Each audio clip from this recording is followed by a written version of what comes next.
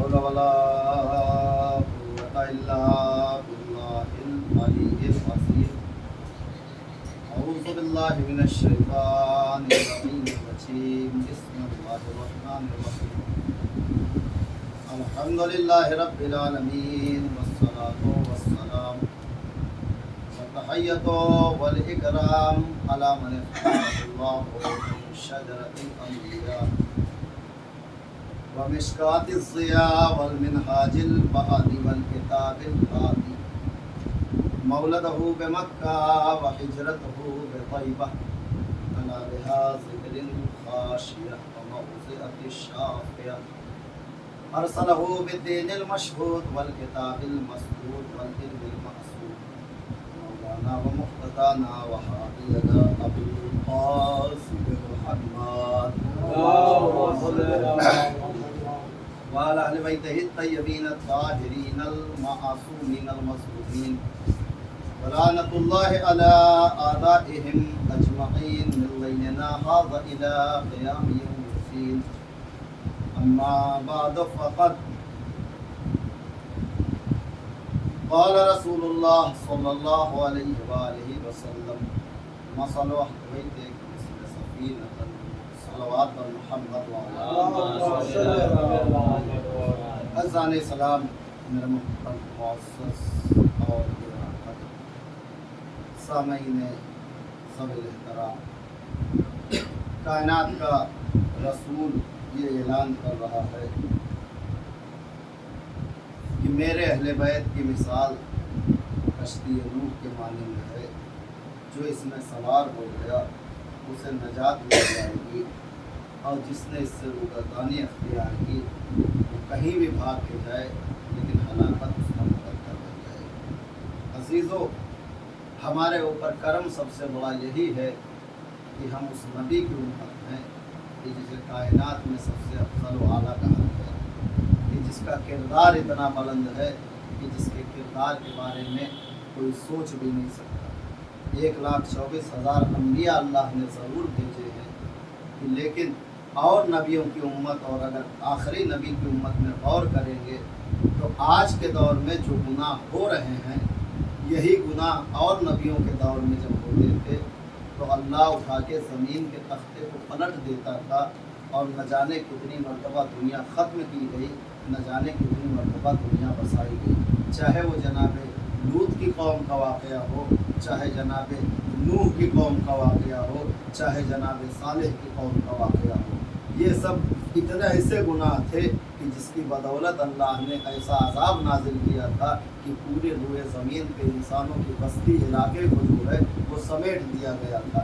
لیکن آج جو ہے وہ سب کچھ گناہ ہو رہے ہیں جو اس دور میں ہو رہے تھے، لیکن آج عذاب نہیں آ رہا ہے، تو یہ بھی صدقہ ہے خصوصی رحمت للعالمین کی امت کا کہ جس کے رحمت میں ہم زندگی جی رہے ہیں، کہ اللہ نے فرمایا کہ تم اس رحمت للعالمین کی امت ہو کہ تمہارے اوپر میں عذاب نہیں نازل کروں گا، اور بس یہی وجہ ہے کہ جو ہم بچے ہوئے ہیں، جو سلامت ہیں۔ لیکن جہاں پہ ہماری ذمہ داری یہ ہے کہ ہم بچے ہوئے ہیں، وہاں بڑھ اس لیے جاتی ہے کہ آخری نبی کی امت ہو، اس لیے کہ عزیزو آخری نبی کو اللہ نے وہ مقام عطا کیا، وہ منزلت عطا کی، وہ جو ہے بزرگی عطا کی جو کائنات میں اور نہ کسی نبی کو محسوس ہوئی، نہ کسی ولی کو ملی۔ اس لیے کہ آپ کو آدم بھی نبی نظر آئیں گے، نوح بھی نبی نظر آئیں گے، ابراہیم بھی نبی نظر آئیں گے، لیکن ساری کی نبوت کی تعریف کیا ہے؟ تو اگر سب کی آپ نبوت کی تعریف دیکھیں گے تو ایک ہی جملہ ملے گا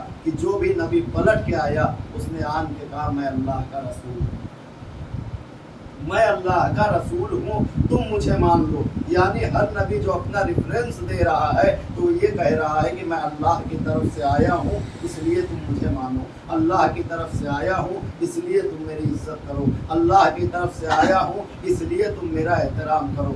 اگر اللہ کا ریفرنس نہ دے کوئی نبی تو پھر اس کی عزت نہ ہو، اگر اللہ کا ریفرنس نہ دے کوئی نبی تو اس کا احترام نہ ہو، اگر اللہ کا ریفرنس نہ دے کوئی نبی تو پھر اس کی جو ہے کوئی عظمت نہ رہے۔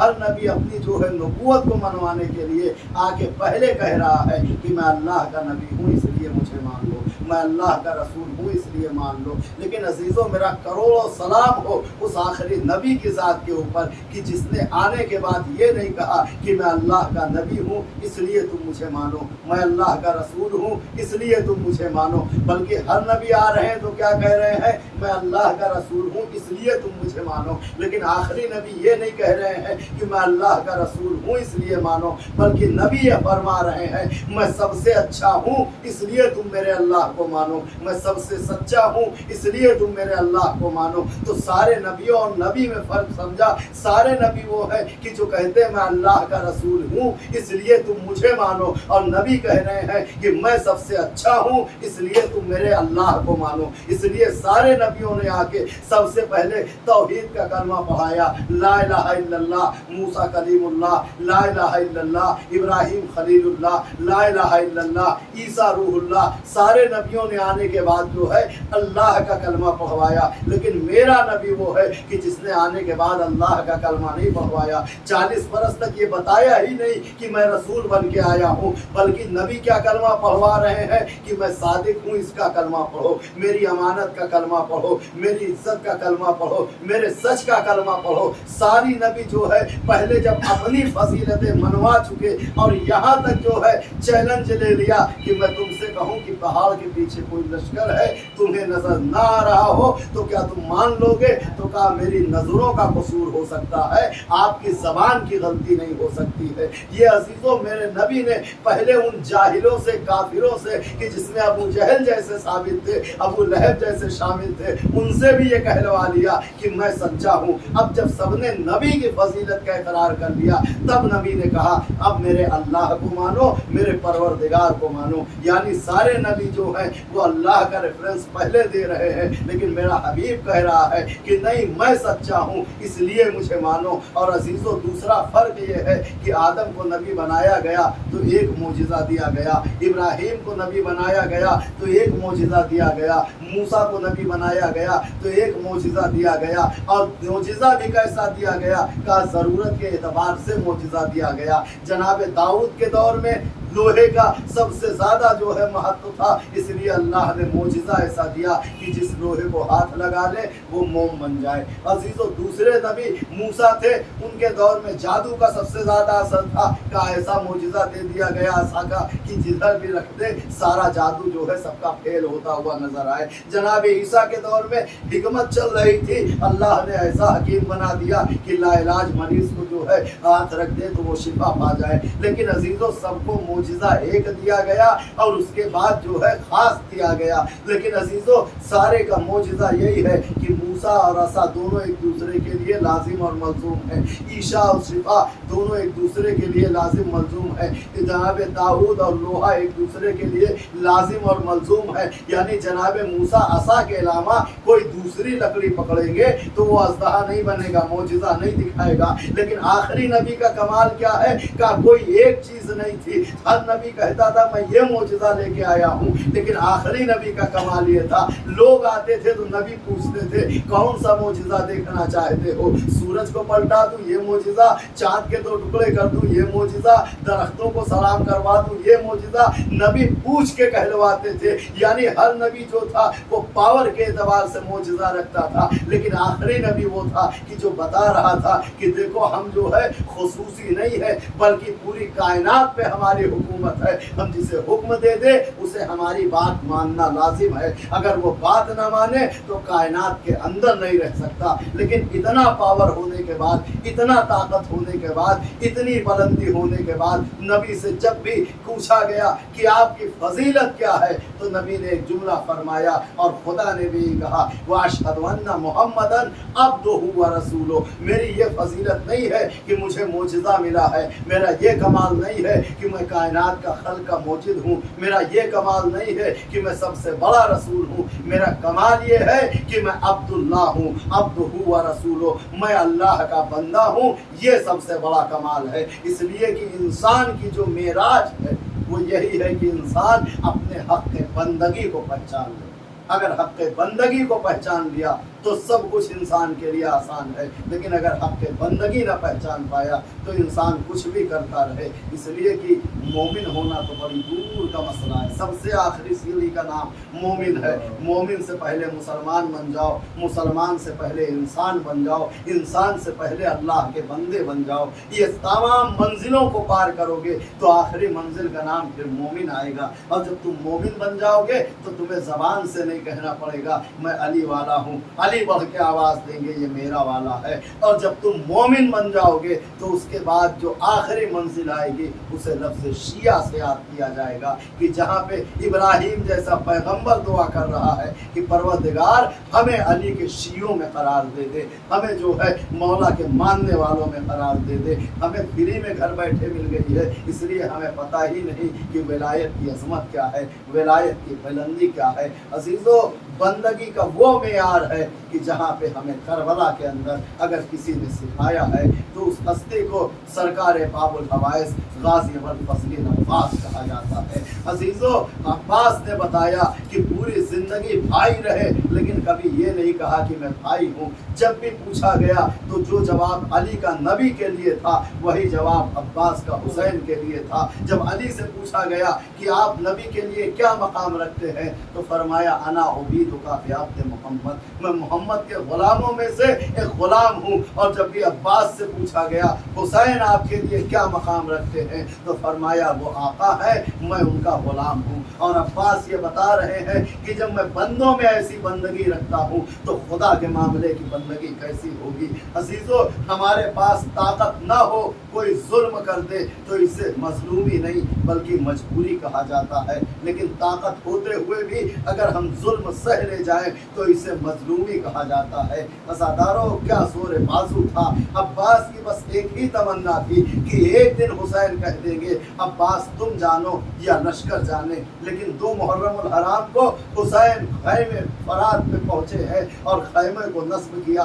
4 मुहर्रमुल हराम को फरात से खैमे हटाए गए। उधर गाजी को गैज़ आया। अब्बास ये सोच रहे थे कि हुसैन कह देंगे अब्बास इस बढ़ते हुए लश्कर को रोक दो, लेकिन अब्बास को इजाज़त न मिली। शब आशूर आई, लश्कर बढ़ रहा था जंग करने के लिए। अब्बास ये सोच रहे थे कि एक बार मेरा मौला कह देगा अब्बास इस बढ़ते हुए लश्कर को रोक दो, लेकिन हुसैन ने कहा अब्बास जाओ बच्चों के लिए जो है वो एक जात की मोहलत ले लो। रोज़ आशूरा आ गई, सारे शहीद हो गए। अब्बास इसी इंतज़ार में है कि मौला अब कह देंगे कि जाओ अब्बास मैदान में जाओ, दुश्मनों से मुकाबला करो। लेकिन जब ज़ोहर का वक्त आ गया और इजाज़त नहीं दी तो एक मरतबा अब्बास ने जाके छोटी सी बच्ची को गोद में लिया और लेके हुसैन के सामने आ गए। अब्बास क्या चाहते हो? मौला मरना चाहता हूँ। ये मेरे भाई तुम मेरे लश्कर के सरदार हो। ये आका वो लश्कर हौज़े कौसर पे इंतजार कर रहा है। एक मरतबा अब्बास से हुसैन ने कुछ नहीं कहा, सकीना को देखा, आवाज़ दी ये मेरी बच्ची अपने चचा की सिफारिशी बन के आई हो, लेकिन याद रखना शाम गरीबा में चचा बहुत याद आएगा। अज़ादारों, अब्बास ने सकीना को हुसैन के हवाले किया। अब जो मश्क अलम लेके चलने लगे तो एक मरतबा हुसैन एक मकाम पे खड़े हुए हैं। छोटी सी बच्ची ने अपने बाबा की पेशानी चूमी, रीशे मुबारक पे हाथ फेर के एक जुमला फरमाया, ए बाबा हुसैन इतना बताओ क्या मेरा चचा पानी ले आएगा, क्या मेरे भैया असगर की प्यास बुझ जाएगी। ये जुमला सुनना था कि हुसैन नन्ही सी बच्ची का क्या जवाब देते। आसमान को देखा, वाह गुरबता मेरे अल्लाह, हुसैन गरीब हो गया, इस बच्ची के सवाल का क्या जवाब दे। अज़ादारों, थोड़ी देर नहीं गुजरी थी कि अलम थर्रा के जमीन पे गिरा। आवाज आई अलैकुन्ना मिन्नी सलाम। हुसैन मरसिया पढ़ते उठे, अलान इनका सरा ज़हरी अब्बास, ए भैया अब्बास तुम्हारे मरने से मेरी कमर टूट गई है। हुसैन पहुंचे, भैया कोई वसीयत हो तो बयान कर दो। का मौला बस चंद वसीयतें हैं। पहली वसीयत ये है कि जनाजा खैमे में न ले जाइएगा, इसलिए कि वादा न पूरा हो सका। दूसरी वसीयत ये है कि इमाम ज़ैनुल आबिदीन الدین سے کہیے گا امامت کا اقرار کر کے دنیا سے جا رہا ہوں، اور کہیے گا جب سب کی قبر بنائے تو سب کی قبر پہ نام لکھ دے، لیکن میری قبر پہ نام نہ لکھے، صرف اتنا لکھ دے اس سقا کی قبر جو پانی لانے کے لیے پیاسا مارا گیا، جزاکم ربکم خیر الجزا۔ آخری میں جب چلنے لگے حسین علم لے کے آخری مرتبہ حسین سے، تو عباس نے کچھ نہیں کہا لیکن آواز دی، اے بیٹا اکبر ذرا میرے قریب آؤ۔ جیسے ہی اکبر قریب آئے آواز دی، اے اکبر دیکھو جانا تو امام زین العابدین سے کہہ دینا کہ جب ہم سب کے سب شہید ہو جائیں اور اگر دشمنوں کو جنازہ پامال کرنا مقصد ہو تو سارے جنازوں کو ہٹا دے، عباس کے جنازے کو رکھ کے جتنا چاہے گھوڑے دوڑا دے، لیکن زہرا کے لال کے جنازے پہ گھوڑے نہ دوڑائے جائیں۔ عباس کی یہ حسرت دل میں رہ گئی۔ جب جنازہ پامالی کا وقت آیا سب کے رشتہ دار آگے جنازہ لے کے چلے گئے۔ ایک غریب زہرا کا جنازہ تھا، 18 نجس الحرام گھوڑے تھے، حسین کا جسم اقدس تھا، ٹکڑوں میں تبدیل ہو رہا تھا، عباس کا لاشا فرات پہ تڑپ رہا تھا۔ اے میرے مولا حسین، میں نے بچانے کی بڑی کوشش کی، انا للہ و انا الیہ راجعون، رضا بقضائہ و تسلیما بامرہ، اللهم خص ولا ظالم بالظالم وابدأ به اولا ثم الثاني والثالث والرابع، اللهم لن يزيد ابن معاوية خامسا ولن عبيد الله بن زياد وابن مرجانة وعمر بن سعد وشمرا وآل أبي سفيان وآل زياد وآل مروان ولعن الله قاضي شريح إلى يوم القيامة۔ یا سکینہ، یا سکینہ۔